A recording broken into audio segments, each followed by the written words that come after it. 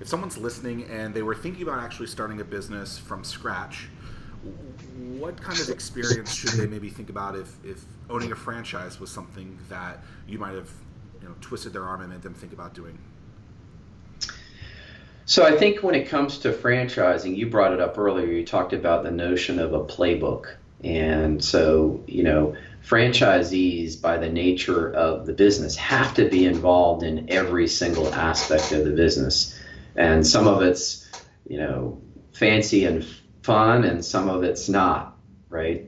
So I think you have to look, regardless of whether you're starting your own business or whether you were starting a franchise, you have to realize that you got to do stuff you don't necessarily want to do all the time. That's the first thing. So going into business for yourself, whether you're going to be a franchisee or whether you're going to start your business from scratch, you got to realize there's lots of stuff that's not shiny that has to be done in order for you to be successful. So that would be the first, kind of scratch test, I would say, is, are you willing to do the stuff that you hate or that you think you don't even know yet, but you're willing to do everything to be successful?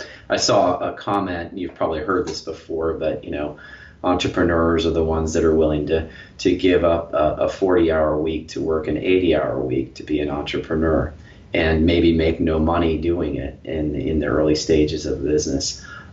With a franchise, you do get this playbook. You get a team of people backing you whose success is predicated on your success. And that's something that's very unique. Yet you own your own destiny. What do you give up for, being a franchisee is, you pay royalties back to a franchisor, and that's what you do. But you also have a much more, in many cases, resellable asset. If you look at Zach's pool service, we'll go back to that one.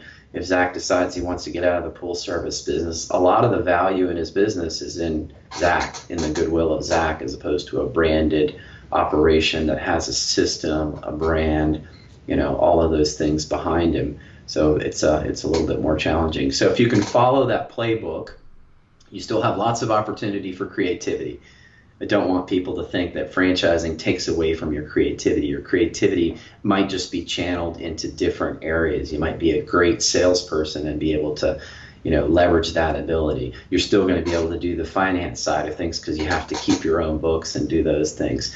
You might have less engagement on the marketing side because there might be rules around the branding associated with your brand as a franchisee as well. But there's still lots of opportunities for creativity. Just realize that you've got a playbook and you've got, guidelines that you're following.